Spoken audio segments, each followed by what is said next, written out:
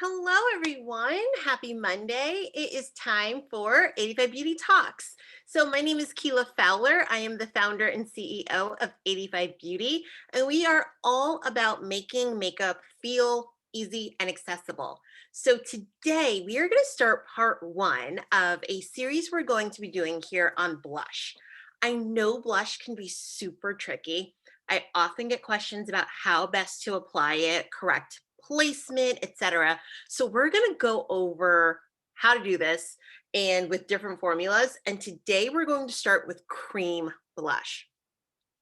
Now, how do you know whether or not cream blush is for you? I would say cream blush is one of the most versatile types of formulas and will work best on dry skin types. That doesn't mean oily skin types can't wear it as well. I really think it's great for all skin types, but especially if your skin is dry, a cream blush is going to be beautiful because it's going to bring a lot of moisture back to your skin. It's going to create that like dewiness that you are always wanting for your skin and give you a hint of glow because of the texture of the formula. So I have one of my favorites here by Honest Beauty. It is the color Plumberry, which is just perfect for me. And what we are going to go through is some application tips and then also some things to avoid so you don't end up making, well, it's not about making mistakes. It's just about like making sure that when you put it on, you feel really good about it and especially about placement. So, first thing I want to say, especially when it comes to cream blush, is that what I often see is that people put it too close towards the nose. So, what you want to do, you want to keep in mind that when you place cream blush, you're going to blend it, which means you are going to tap it onto your cheek, but then you're going to kind of smush it around. If you put the color really close inward towards your nose, that means it's as you start to blend it, it's only going to go further in. So that's going to be less desirable than what you're really going for. So I always say that for cream, you want to start further out towards the ear and then you can blend forward and backward. With all blush types, I like to blend towards the top of the ear in terms of angling up towards the hairline in that direction. And then I often like to start blush towards the side of the cheek as opposed to the front of the cheek because that gives you the most amount of control. And it also allows you to add more closer towards the front if that's what you need. So I'm going to show you first with just using my fingers. So I often personally over blush. So when you see me in pictures and you see me on IGTV, I just want to let you know I like a lot of blush. So I tend to go a little heavier on blush than what I would recommend for the average person. That just means that everyone has a personal preference when it comes to blush. I like a lot. So I'm going to actually go a little lighter I than I would personally prefer. But you probably just saw I just dipped my finger into this about like 14 times because that is my nature. So just keep in mind that you one dab will do. That's all you really need. So here's placement guidance for you. What I like to do, a lot of people say to like smile and then the apples of your cheeks, that's where you want to start. I personally don't like that because here's what happens. When you're smiling, the apple of your cheek is here. And then when you stop smiling, it drops. And that's lower than where I actually want my blush because I don't smile every moment of the day. I don't know about you. That's just not real for me. So I always say that I like to think find the fleshiest part of your cheek. Touch your face, people. The amount of times that people are like nervous about, like, no, actually touch your face, get comfortable, learn the different curves where your cheekbones are. I want you to get comfortable knowing the different textures in your skin and the different areas of your face. So touch until you're like, oh, that's, ooh, yeah, that's spongy, right? Like this fleshy part. So definitely you want to be in this area. But what I like to do is I like to start at the pupil of the eye, go down to that really fleshy part, but then pull out like a couple centimeters, right? Like just go back towards your ear a little bit. And that's where I like to start. So I, if I were using a powder, I would start right there. But because I'm doing a cream, I'm going to start a little further back even still, and I'm just going to do one dot of color. Now, apply with one finger, blend with another finger, because all of the color is on the finger that you just dipped into the product. So if you're trying to blend with that same finger, you're just smushing more product around. What you want to do instead is take a clean finger and spread out what's already there. So what I like to do, I like to tap starting in the middle and then work into like a circle, like a spiral around where I placed that color. Now, what you can see is that it kind of blended into nothing. That's because I can handle a little bit more blush. So I'm now going to put a second dot, but I've placed it further towards the corner of my ear. Now, clean finger, do the same thing, just tapping around in circular motions. A lot of times you will see people add like 2 or 3 dots at a time. That is often because they've already gotten comfortable with that particular formula. And all creams are not created equal. Some are going to be more pigmented, which means they're going to apply a lot more color a lot faster than others that might be a more sheer formula. So you want to test each one out. Don't just approach each one with the same amount of application because they may be different. So I'm going to apply one more, still working out towards my ear, and I'm going to tap it into a circle until it kind of disappears. Now, the other thing that a lot of us forget to do is to look at ourselves from different angles. You'll notice when you watch my makeup videos, I'm always turning my face.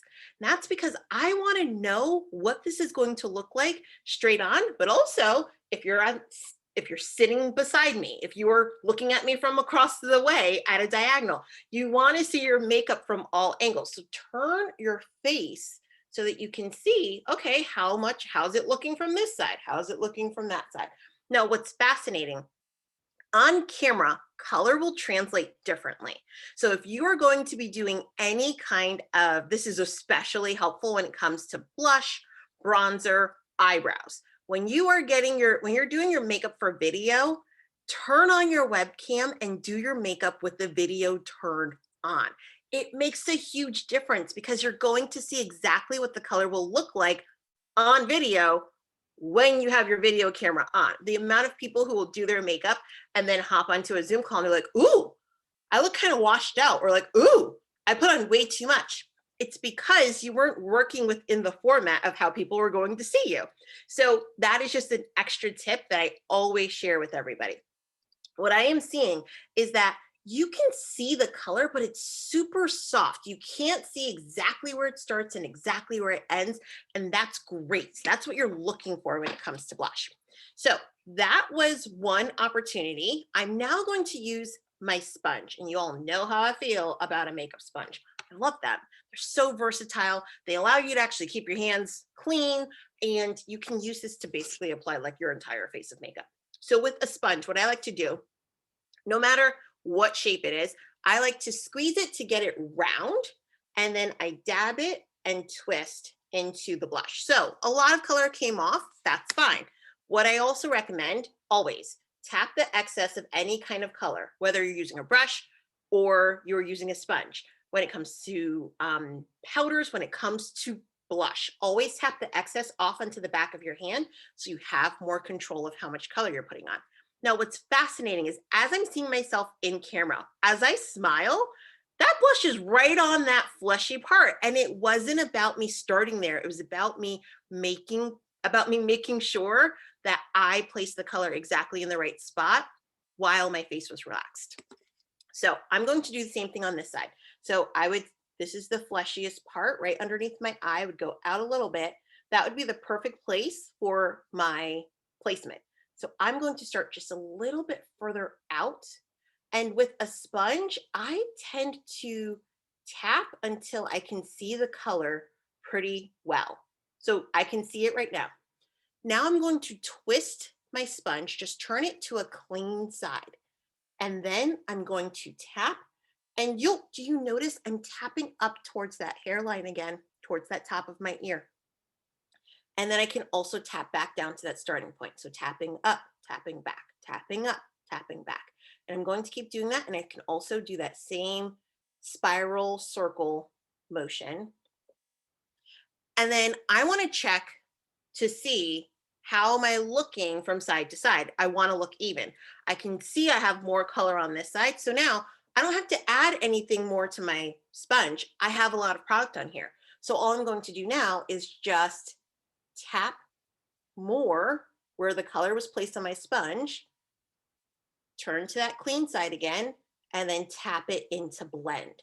So remember I said to apply with one finger and then blend with another finger? Apply with one part of the sponge, blend with another part of the sponge. Okay, so that is looking pretty even. I think I could add a little more up here on this side to really even it out.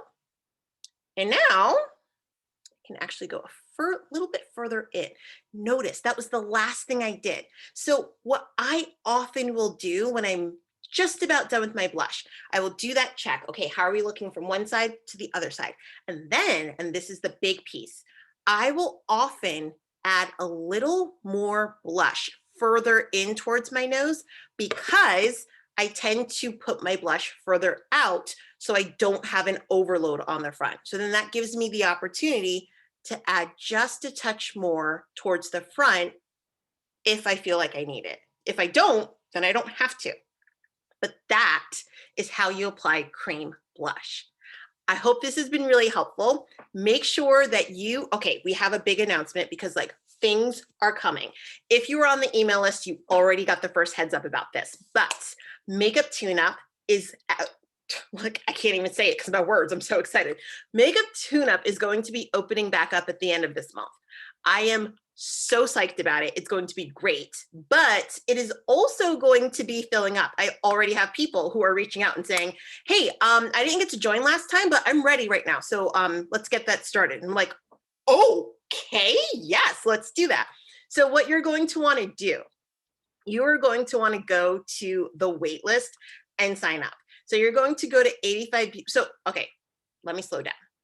You want to go to the wait list. You want to go to my website, sign up on the wait list so that you can be the first one to be notified when the doors open. That also means you're going to have access to some exclusive deals because first come, first served. And the VIP people who get in early, I've got some goodies cooked up for you. So you want to get in as quickly as you can because like I said, people are already asking about it. Seats are going to fill. And I want you to be able to have this amazing 6-week opportunity to learn about the best makeup for you, learn step-by-step application. You get 3 makeup looks that I curate with you to give you exactly what's going to meet your needs. And you get to learn in a group environment because the more times, like it's amazing how much we learn when we get to overhear someone else being coached and to go like, oh, you know what, now that you're mentioning it, I think I actually want concealer, not foundation, now that I have a better understanding of how concealer works. That doesn't happen when you're just doing a one-on-one, but when you're in a group, you get to learn all of that and you get to make awesome friends. So you're going to go to 85beauty.com/waitlist, MUTU, which is makeup tune-up. Waitlist, MUTU, MUTU, waitlist, MUTU. And you will be able to get on the wait list and you'll be the first one to know about, hey, doors are open, let's do this. I cannot wait till next week. Next week, we're going to be talking about another type of blush. So get ready. If cream wasn't the thing for you and you're like, but Keela, I wear a different kind of blush, I've got you covered. Coming up soon. I will see you in the next one. And as always, stay fabulous. Bye, y'all.